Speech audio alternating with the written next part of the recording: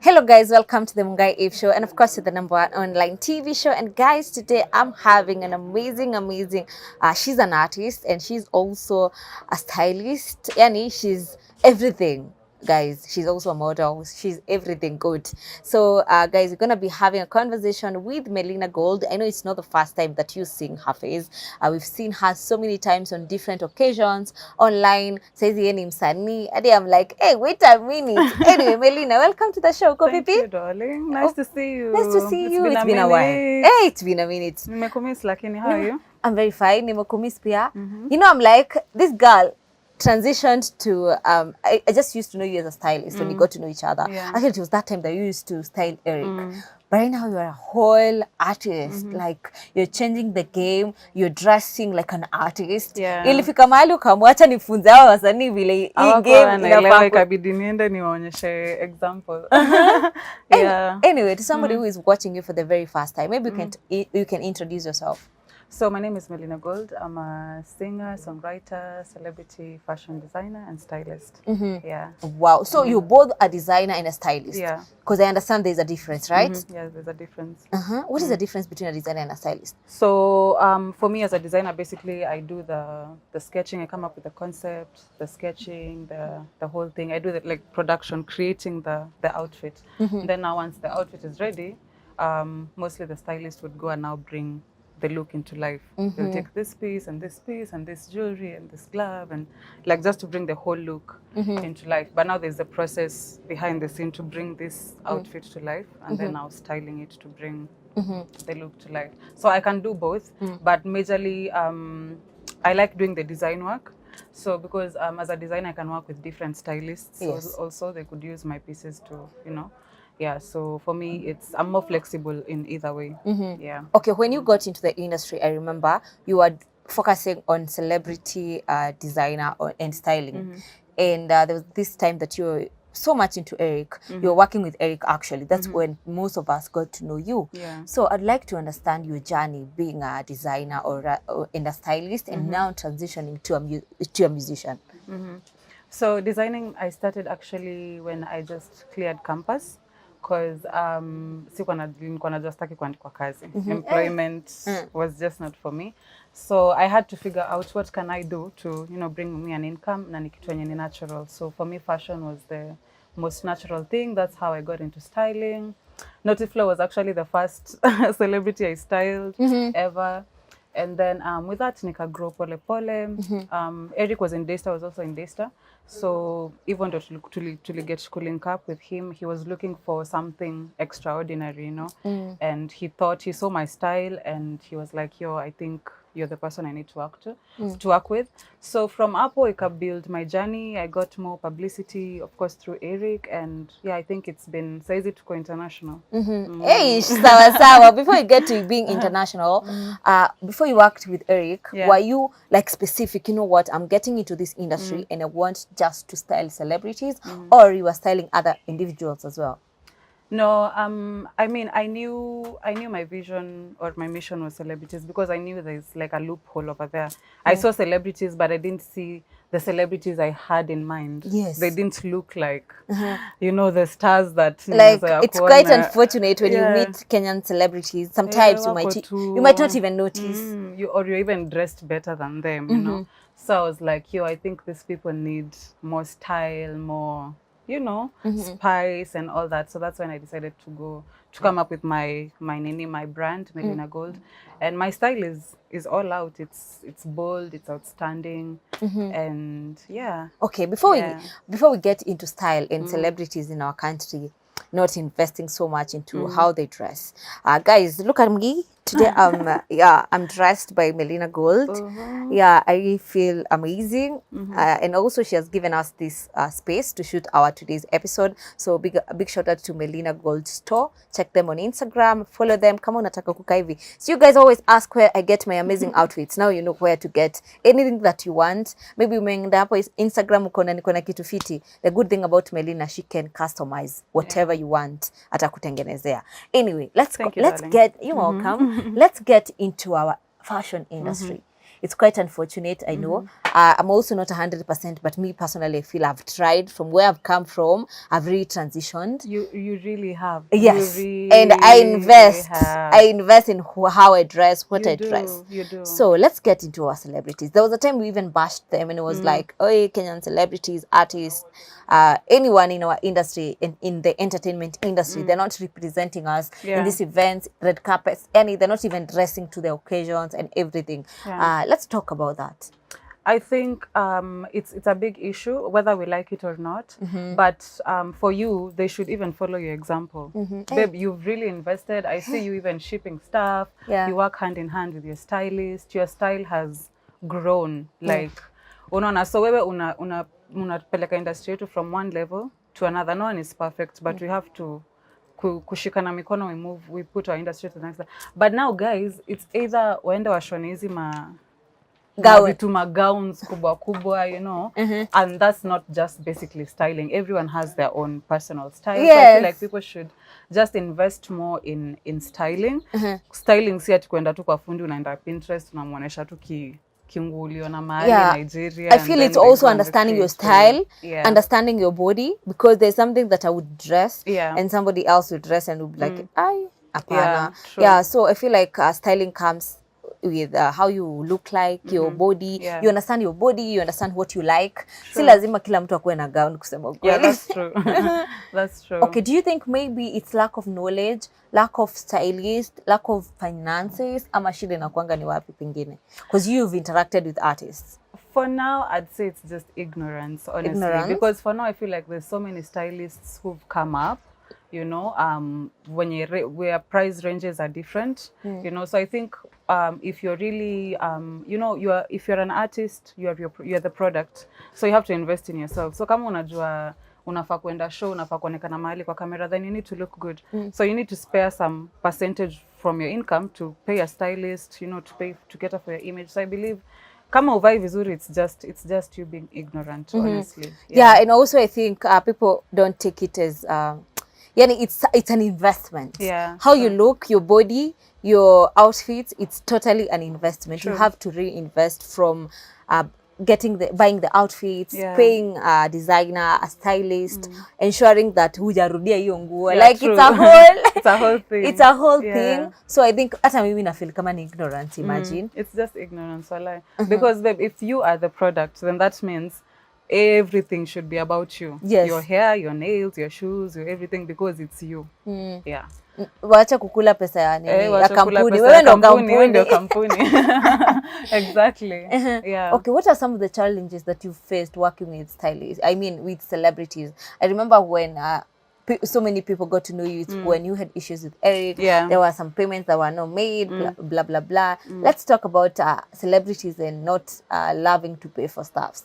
Yeah, so basically, I think to your ignorance. Your true ignorance, because you feel like, sini styling too, you know, but when you're asked to pick this cloth, uende ujivalishe, you know, you can't do it. So there's a lot of disrespect, and not just in styling, iko kwa makeup artist, iko kwa hair stylist, iko just kwa service providers, I'd say in general. There are some celebrities, not all celebrities, that don't value the service of this other person. Mtu anaona akishavaa amesha kwa nguo nywele nini, you're done. So you don't understand that this is someone's business. That is what they're depending on to bring food on the table.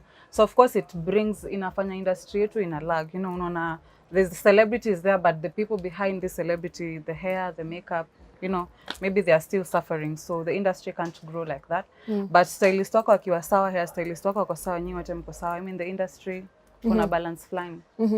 Okay, if you look at South Africa, Nigeria, even Tanzania, they try. I feel like Kenyans ndio tumebaki nyuma kidogo, but also I feel like maybe there are people who are trying, a few people that are trying. Looking at our industry, apart from you, because of course I know you're gonna be saying you, who else do you think dresses better? Who would you give number one? For, of course, tumekuwa tukiona celebrity, well-dressed celebrity of the year. I don't know how to put it. Wanasemanga? Best dressed. That one. Best dressed. Like we naonanga kama ni wimbo every year. I get it. Who would you give that? I feel locally there's so many people who try actually. You know, Thank you. being one of them. I like Victoria Victoria Kimani, Kimani's yeah, style. she does good. Yeah, Tanasha also. I think I like. Yeah, just that Tanasha probably doesn't post a lot. Yeah, she doesn't post a lot, but also she has good style. Nikifikiria ni female artists, maybe sana sana ma public figures. There's people who invest kina Nitanderu. Oh yeah, Nitaderu. Hey, she dresses so good. Yeah, such people. I mean, kuna a whole list, but those are the people And for the male? I can remember for now. For the male, I like the vintage style of Kina Bien. They've kept their style very consistent for a very long time. Yeah, Sauti Sol and stuff. Nilikuwa napenda Otile Brown, but siku hizi na feel imekuwa tu. Hey, there's a friend of mine that you are discussing that. Hey, aliniambia niachenge kurifa kwa stories zetu nikishinda nikisema. There's a friend of mine. Alikuwa ananiambia Otile Brown really used to dress well, but it reached a point akakuwa sasa so basic. Yeah, so basic, but he had some classic man. Yeah, I think now he has to. I feel with style you also have to reinvent. Yeah, true. Una change. Maybe you change the stylist or the designer so that you can get something different, right? That's true. That's true. So, what other man? Hey, why am I forgetting our men? Celebrities wagani akili. Guy, mwenye anavaa poa? Kenya. We've already mentioned Kina Sauti Sol. Oh my God. Stylist. Okay. Men in the background. Celebrities men. Wenye wanafaa vizuri ni kina nani? Oh, there's Kerry Martin. Okay. I feel like Kerry Martin really tries. He dresses really nicely. But me, to be honest, I feel like our celebrities, especially men, they need to up their game. Yeah, they really need They really need. Yani mtu atagonga tu jeans. In the stage, kwanza atoe t-shirt. Bro, what are you doing? Honestly, I feel like, hey, they need to put some effort on. Kwanza, I'm not gonna mention names, but you find someone, ameva, okay, I don't know, ebu utaniambia kama it's right as a stylist and a designer. Mtu ameva, of course they are fake to begin with. Then ameva Gucci imeandikwa hapa. Then maybe ameva kofia ya brand ingine. And exactly. Ameva a very weird outfit that even that brand doesn't know, it exists. It's so shameful. Like, yeah, how do you feel when you see such, especially coming from our celebrities? It's just so shameful, imagine. It's just so shameful. These guys, they need to invest in stylists. They just need to spare some budgets, mpatie stylists to just work on your image. Imagine me, something that I've always said that I can't do is, mi nasemanga, I cannot wear a designer stuff like Chanel, Gucci, and I really know it's a fake one. Yeah, for sure. Wacha nisivae tu until that time that I afford. Yeah. Exactly, because like, what are you doing? Go to Mtumba, you can find like or some thrift. goods. Yeah, yes. True. Anyway, let's talk about your transition, Melina, from now a designer or a stylist to now a musician, a songwriter, and yeah, you're now on our stages, you're performing on big stages like Raha Fest, you know, like how was that transition? Is it something that you always wanted to do, or being in this industry ilikupush uingie pia kwa muziki? So music is something that I've always wanted to do. I'm shocked. Unajua mimi ulitoa ngoma ukanitumia, that time everybody was singing and I was like, I was msichana pia. Amejiona anataka kuimba. But then mimi hata sikushindania. I was like, uko na bombo za styling zimemshika that time everybody was singing actually. I don't know. Kenya I think kuna kuangana ka hype. Ka wave. Ka wave fulani. Mimi ile time ya Diana B. Good. And I was like, wait a minute, even you want to sing? Yeah, so music has always been like part of me. So I knew I'd definitely get into music at some point. I just didn't know when. But thank God styling, I feel like was a good ladder, was a good, you know, stepping stone to get me to that space. At least I learned people in real. Unajua ukiwa stylist mtu anakuonyesha the truth. You get to know the real who is, yani ukiniona hapa you experience me differently. Yeah, but ukiwa msanii watu wakuna ile ya kudanganya lazima you know. Yeah, so I'm glad I learned a lot through the styling, through the entertainment industry, because it's still the same industry. And yeah, I finally got into music. Things aligned. Nikapata team pia wana believe in me and my music, and yeah, we decided to do it. And here we are. And Kenyans have given me like, Kenya wenye wamenijua for mpaka sahi, they've given me too much love. that I didn't even expect. Yeah. Okay, so in the beginning when you started, do you have like a team? Because now you have to balance between your company, Yeah. your styling or designing, and also now to balance your music career. Yeah. Did you have somebody to help you, or how has you have you been possible to? Okay, kizungu inakataa. How has it been possible for you to like balance between styling, designing, and also being a musician? So yeah, I had a team, or I have a team that really walinipatia like too much support, you know, that really helped me transition smoothly. Black Alpha Productions, too much love to them. So of course it's very difficult, you know, even with the team it was still heavy, but I'm grateful they were there for me. Yeah, so walinisaidia sana kufanya so many things mpaka sahi. Yeah. Oh wow, that's interesting. Yeah. So when you started your music, unajua mimi naonanga ukishare when you have something new, unatutumia huko kwa WhatsApp, everywhere. Like how was it your first song? How was it? Like were you scared? And also coming now to where you are right now, you're able to get to perform. Would you say it's because you are already exposed to opportunities because of working with celebrities, or you've really been putting in a lot of work to get those opportunities?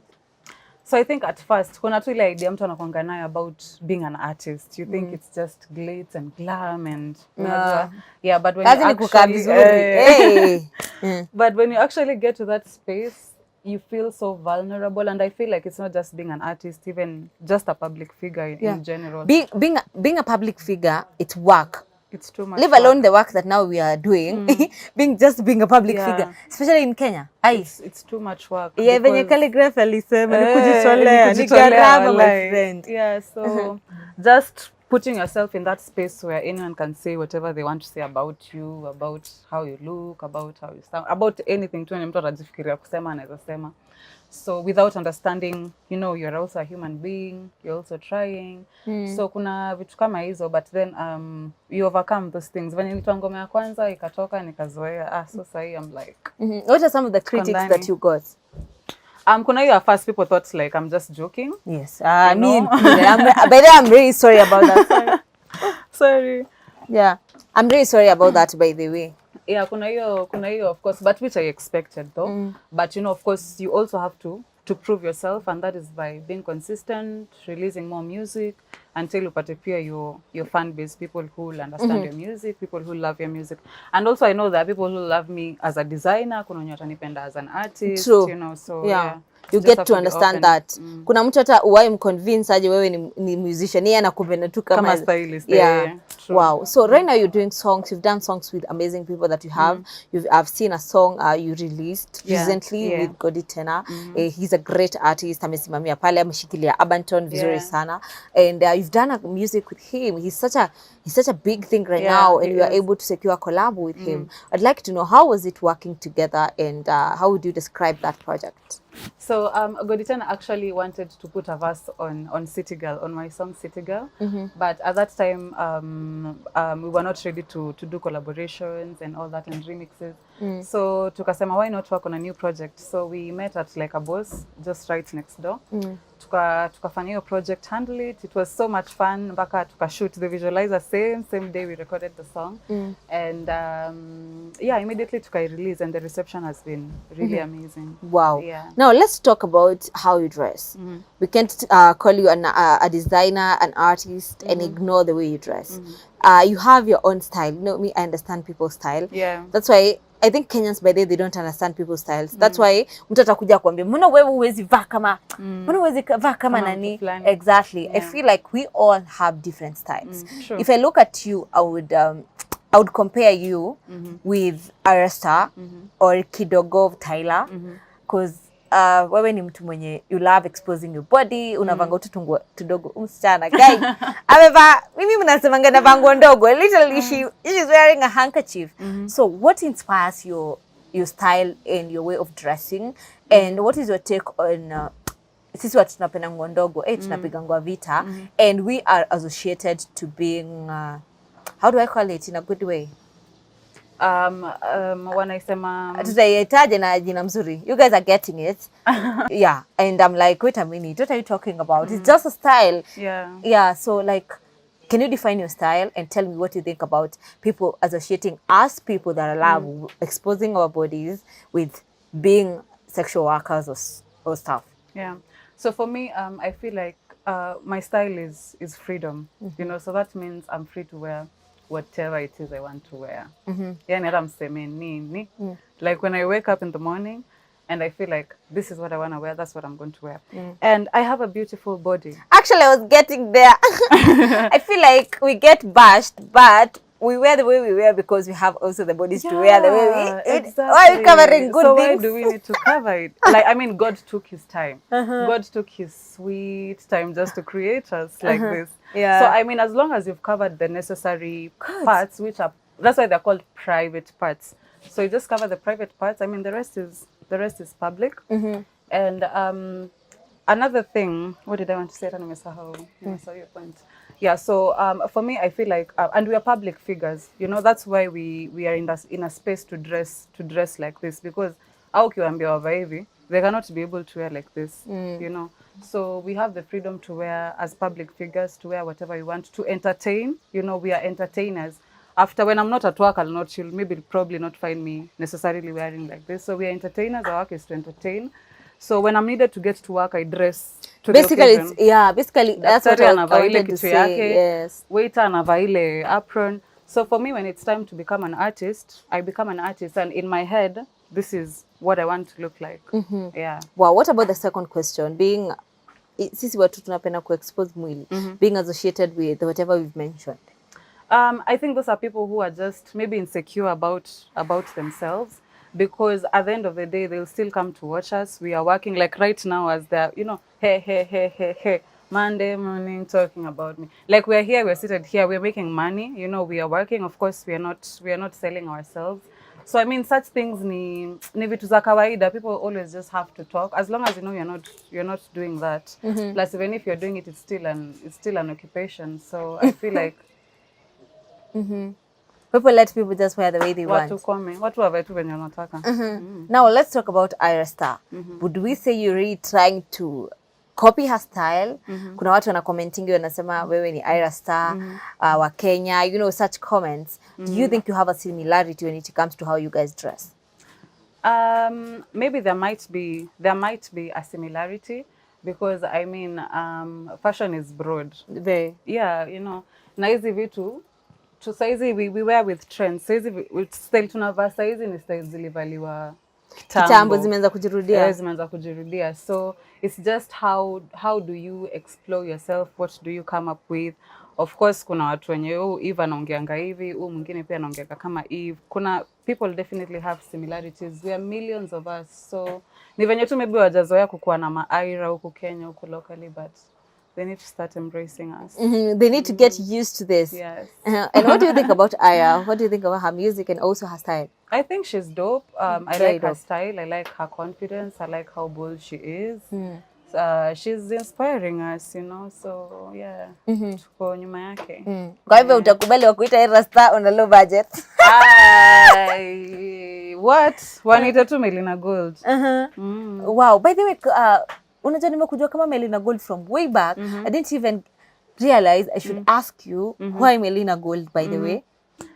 So Melina is my name, my real name. Okay. And then Gold more of defines who Melina is. Okay. Yeah, and we'll see, like you don't have to explain yourself. So when you think of Melina, just think of Gold. Okay, now how do you balance Melina Gold store and Melina Gold as an artist? Do you have you delegated like the duties to have somebody to help you, or how do you balance? Yeah, so I have a team on the Melina Gold side, who I'm very, very grateful for. And then I also have a team on the music side. So definitely the one idea on both sides. So at least I don't have to be too much involved in both sides. Yeah. Okay, in our industry as women, as I was talking to Dana Calls, you are here, I was telling her we are not many in this entertainment industry, and there are so many challenges being a girl in our entertainment industry, and also in other. I've interacted with people from different countries. I think it's all over the world. As a lady, you find there are so many challenges. What are some of the challenges that you've came across being in the entertainment industry? Yeah, of course, as a woman kuna ile I think I don't know if she also mentioned it.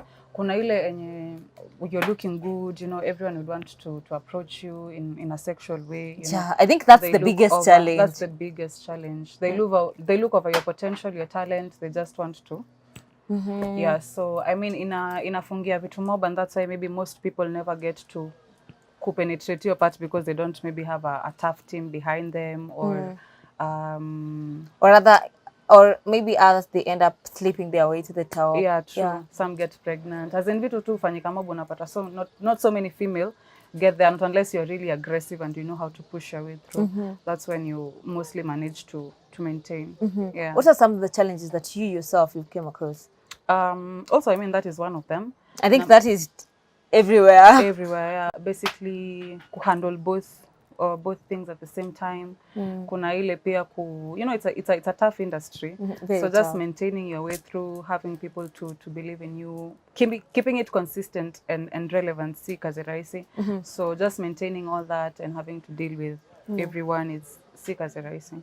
Yeah. Okay, as an artist, what are your plans? What do you have in store for us as an artist? And also the plans to grow your fan base na pia kwa wale mafans ambao uko nao sahihi, because you find that kuna watu wanasemanga most of the time sisi kwanza wenye tumeanza tukiwa very young in the industry, by the time you're 30 or 30 something, there are people who expect huyu atakuwa amepata mtoto, alafu akipata mtoto that's the end. Yeah, exactly. What are your plans to ensure that you're going to be in this industry for the longest? So for me, it's just keeping it consistent. That's the major thing. Discovering myself, reinvesting in myself, taking care of myself as a person, because I also need to be okay to, you know, to keep it together. So just a lot of reinvesting in myself and a lot of consistency in terms of my work, in terms of music, in terms of fashion, my brand in general. I feel like itanisaidia ku grow and to last for some time. And then the other thing was Plans to your fans. Oh yeah. To my fans, like I'm so grateful to everyone who's like supporting my music right now. To my new fans, welcome to the club. Yeah, keep supporting me. I'll keep on releasing more music and more fashion stuff. And yeah, I'm so grateful. Okay, maybe as we finalize, to somebody who would like to watch your content, I mean your music, your products that you have, that you produce, the clothes, somebody would like any of your services, where okay, my ancestors don't want me to shindwe. Yeah. Tumekataa. Yeah, wanaweza wakakupata wapi? Hata niongee Kiswahili. Hiyo Kizungu ya leo imekataa. It's enough. I've talked enough English today. Yeah, where can they find you? So you can get me on all social media platforms at Melina Gold, streaming platforms Melina Gold, YouTube Melina Gold. Please subscribe. And yeah, we walk this journey together. Alafu manguo mkitaka manguo drip at Melina_Gold_store. Yeah. Wow, thank you so much, Melina. I also saw you styled Nani Mario from TZ. Hey, do you expect maybe a project with him, because he has been in the country? I don't know whether bado yuko ama ametoka. Yeah, he left, and definitely I have a mad project. We worked on some dope project with Mario Music. Oh, that's amazing! Congratulations! Yeah, thank you. And I also dressed them for the video. They have a mad song actually coming. He's partnered with the Urban Tone artist, which I actually feel is really nice of him, because at least Kenya and Tanzania, that relationship. Yeah, definitely. So I'm excited, and I can't wait for Kenyans to watch hear the project. Yeah, wow, yeah, Mario is a very dope artist. We also can't wait to hear the project that he has with our Kenyan artists, you included. We can't wait for that. Definitely that's gonna be a banger. Anyway, to our people from Tanzania, umesikia saizi ni udugu. Saizi tutabidi tumejua kuongea Kiswahili. Anyway guys, it has been the Mungai Ave Show. In case you're watching this video and you haven't subscribed, guys, we are road to 200k subscribers. I promised you I would be dropping videos every day. Nikamwambia nitakuwa It's a wrap, guys. I promised you guys I'm gonna be consistent. I told you guys that I'm gonna be releasing videos back to back, and you're enjoying the videos you see. So what you need to do is to subscribe to my YouTube channel. You turn on the notification bell.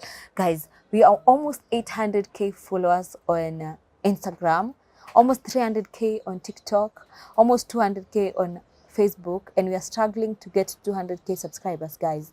We've done this before and you can do it. So kama una watch na huja subscribe, imagine guilt tu ikuue ufike hapo kwa subscription box, because mi nawaonanga like unaonanga for 80% have not subscribed when you watch 20% do. Surely guys, it's free of charge and I'm giving you dope content, so just hit happen. Just hit the subscribe button. Till next time, bye bye. Bye. Hey.